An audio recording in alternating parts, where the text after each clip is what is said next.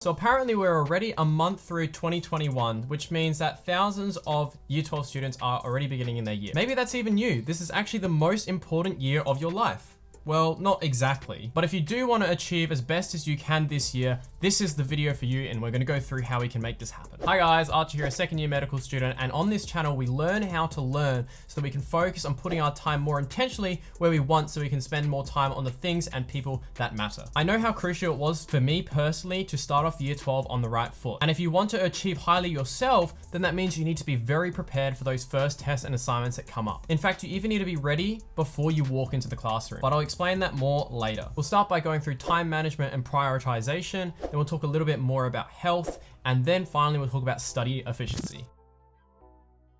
Time management, I've said it time and time again, but it's just so important, guys. Think ahead. Don't put yourself in a stressful situation that you don't need to. You know, the whole idea is to make sure that you're doing the things that are important, but avoiding that to become something that's urgent, where you have to just scrap everything, you know, stop going out with friends. You have to sacrifice your sleep just to get that one thing done. And that comes down to effective scheduling, but how do we sort of do that? Well, to start off, for a very simple example, don't leave your preparation until the day before. You already know that that's going to sacrifice and reduce the max score that you could potentially get in this test. But one of the biggest things that you have to do is make sure that you're planning each of your days when you actually go towards doing a study session. You need to treat your time like you have no time at all, literally like you have a business, right? And so every single little thing that you need to do has to have a good return on investment. As I've already explained in my other videos, there is no point in doing questions that you are already confident with. Sure, it might be a confidence boost, but is that actually going to help you in getting more marks in your tests? Is that actually a good use of your time? Probably not. Which is why you should make sure that every single point, every single thing that you do within your study is going to be pushing you towards your actual goal of learning the most that you can within a certain amount of time. And time management and prioritization don't stop there. You know that people are going to be gunning for the highest ATAR that they can, and so they're going to use their holidays as well. You should also think about using your holidays, but make it so that you're doing it intentionally, so that you're not just going to waste the whole holidays and just like study for the whole time, but make sure that you're also including breaks. But this is only really possible if you have a good level of study efficiency, so that you can actually afford that to happen. It's always recommended that you use the holidays as well to include a little bit more relaxation and time to detox a little bit from the incessant workload that comes with year 12. And the biggest thing that I have to mention yet again is to plan every single day. There is no doubt about it that if you are not doing planning, you are probably not spending your time in the most efficient way possible. You're probably making decisions based off your emotions about your motivation and how you're feeling right now to determine what you're going to particularly study. Because you might be studying something like physics when your test is maybe in 3 weeks, but you have a biology test that is in 2 weeks. So that is more important to deal with right now. And you might think that you've got this all in your head, but we already know this idea of like having a second brain, right? You want to make sure that your brain is reserved for thinking processes and a lot of critical thinking and problem solving, and you don't want to use it to store tons and tons of information that could just be put on a piece of paper or on your computer instead. It becomes mentally taxing if you have to remember, oh, what was that actual thing that I just needed to do? I don't actually remember. But if you put it on a to-do list, then it's just there and you've got that extra like headspace and, you know, memory that you can actually use instead for mental processing. And there's actually a lot of research on this as well, and why there's this whole thing that Tiago Forte actually talks about when we're talking about building a second brain. And then also as we've got things like getting things done by David Allen. So the biggest thing I like to think of is intention setting. For every single time that you sit down for a study session or to start some assignments, think about what is the particular thing that you want to get done and make it specific, and all of the other things to deal with SMART goals. So here are the things that you need to worry about when you're thinking about a SMART goal. And it's extremely important that you always do this, because then you're making sure that every single minute and second that you're spending towards your study sessions is probably going to be pushing you more towards where you want to be. This was one of the biggest things that I did in year 12, and I do it all the time whenever I'm going to sit down and get some solid work done. Without intention setting, you're probably going to haphazardly try and choose things and make it some random decision to do a particular thing over something else. Whereas when you're planning your day ahead, you're actually coming in with a logical mindset of what actually has to happen. There's nothing worse than knowing that you spent 2 hours studying on something that wasn't as important as something that's going to come up earlier. All right, let's talk about health. First thing, you need to have breaks. You cannot study for 10 hours or anything longer than that. In fact, my focus probably for a study session or a work session caps at max around 90 minutes. That is even on just the best day that, you know, I feel as focused as I possibly can be. You know, I need to have much shorter sessions than just that. So breaks are super, super important. Why? Well, imagine if you're studying for 4 hours and so your energy starts to drop after 2 hours. Well, then that technically means that you are working at a reduced efficiency. I mean, if you are working at maybe like 80% of your efficiency in the beginning, by that second hour mark, you're probably working at maybe 60%. And you could have just taken a 5 or 10 minute break halfway in between to boost that, you know, efficiency and energy levels up again so that you could go in for the rest of those 2 hours and actually get more work done while having that break. So probably a lot of people do this already with this thing called the Pomodoro technique, but there are limitations that are associated with this. You know, one of the things is if you're trying to write an assignment, it's very hard to stop at like maybe 25 minutes exactly because you feel like you're about to go into the flow state and then this buzzer just quickly goes off. So keep that in mind. I prefer to use this thing called the Flowmodori, which I explained in another video here. Now, the whole idea of the Flowmodori is that you're actually prioritizing that flow state, which is where you get a lot of work done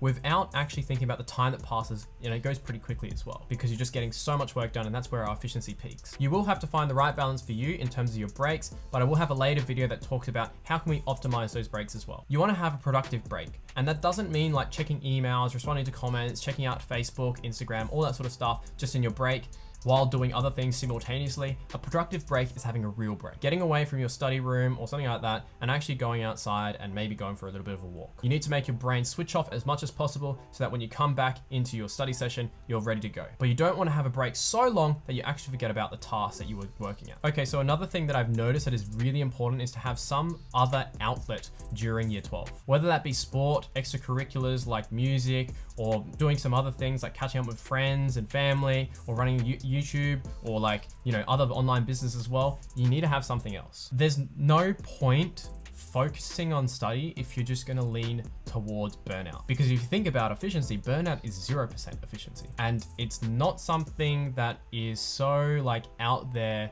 that this kind of affects me, right? I've personally experienced burnout in year 10, and that was because I was focusing so much on getting lots and lots of work done, this idea of like short-term pain, long-term gain, that I didn't prioritize the other things that were important to me. Which is why after that point, I realized that I needed to focus on study technique, because I was seeing people who are actually achieving this, and I saw that they weren't putting in the tons and hours that I had. And that's something that I wanted to do. And it's still something that I want to do going into med school, because I know there's going to be more and more content. So I need to make sure that I'm prepared for whatever comes at me. So the really important thing here is that you need to make sure that you're doing other things to allow you to keep working at your max capacity in terms of productivity. And this is something that Giovanni did. He played a lot of soccer and did a lot of other things that he didn't actually have that much time to actually study. You can't afford to overwork yourself and burn out. So make sure you prioritize breaks, because prioritizing breaks is prioritizing productivity and efficiency. Year 12 can get on top of you very quickly. So you need to also make sure that you don't isolate yourself from those around you. There's a whole support network, whether it be your family or your friends, or maybe even at school. And if you're in a competitive environment at school, then you probably need to take this quite seriously. You know, sometimes those competitive environments can be quite toxic, so it's something that you don't want to particularly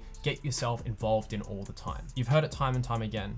There is no point comparing yourself to someone else's final product. And that's just them in who they are right now. You're going through your own things, and you should always be comparing yourself to who you were yesterday and measure that, you know, increase in how much better you have become in yesterday versus today. That's how you really know if you're improving. And so this is something that Jordan Peterson talks a lot about in his book, which is, you know, you should compare yourself to yourself yesterday and not to someone's today.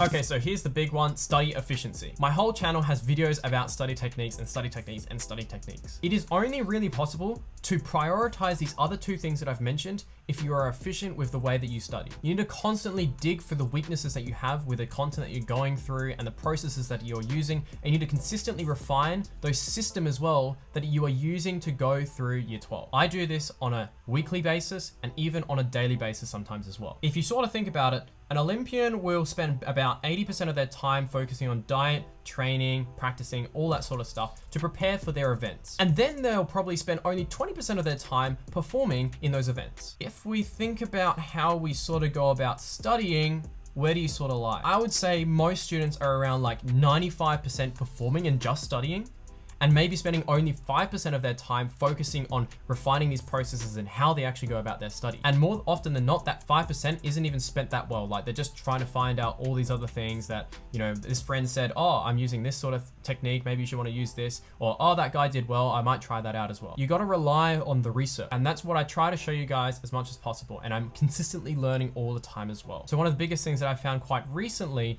is this idea of effective pre-study. 1 hour of effective pre-study will reduce 10 hours of studying in the end. So you're probably asking, how do we do this? So pre-study actually isn't studying. You need to categorize these sort of ideas that you're learning and concepts that you're being introduced to not only familiarize yourself with the content, but create this sort of foundation of these particular connections and relationships between the different pieces of information. To do this requires inquiry-based learning, which is one of the things I talked in a previous video about Einstein's thought experiment. You want to consistently be asking yourself questions, and this is going to guide how you go through the content. You're using the questions to guide the way that you learn, which is inquiry-based learning. And not only this, your questions will build off the existing knowledge that you have. So let me give you an example. So let's say that you're learning a new topic in physics, something like projectile motion, circular motion, that sort of stuff. You want to use the knowledge that you already have.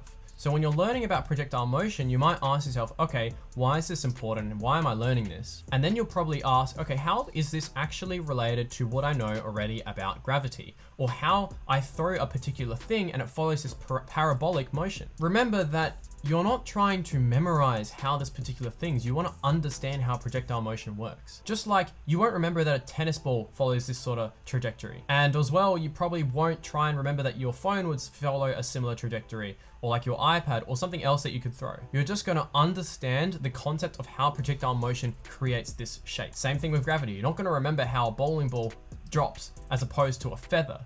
You're just going to understand that gravity is what pulls it down towards the earth, and that's a concept. So do you sort of see the difference between understanding versus just memorizing tons and tons of examples? If you just understand the concept of gravity, that will make you avoid trying to memorize literally trillions of different objects and how they fall. So when we think about these sort of questions, you always want to be trying to relate it back to stuff that you already know, and you're using your sort of curiosity to guide the way that you learn. Now, also with effective pre-study, it's kind of like building a bookshelf for yourself before you start buying the books. Without pre-study, it's kind of like you're just stacking all of the books of knowledge on top of each other. So if you ask yourself, okay, I want to actually grab the book that's like halfway between here, well then you're going to have to take off all the top books and then grab that book, find the pieces of information that you need, put it back, and then grab the whole pile and put it on top. That's a lot of wasted time, and that's what your brain sort of has to do if there isn't this sort of like foundation and categorization from the beginning. So if you start to like use a spider diagram or a mind map to try and think about this idea of gravity and how does this relate to projectile motion and circular motion, all this sort of stuff, well then you're creating that bookshelf. And so with a bookshelf, you can just put the books in vertically, right?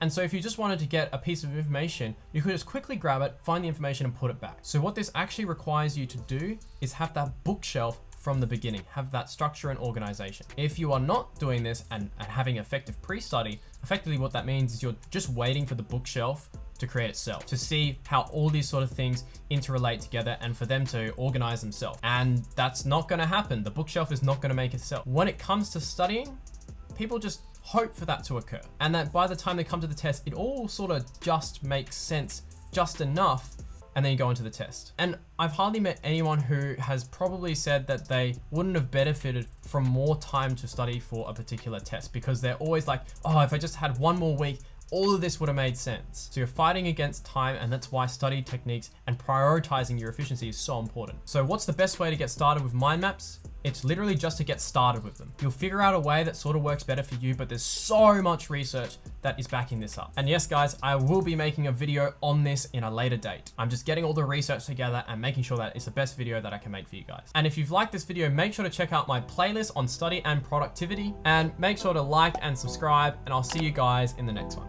Bye-bye.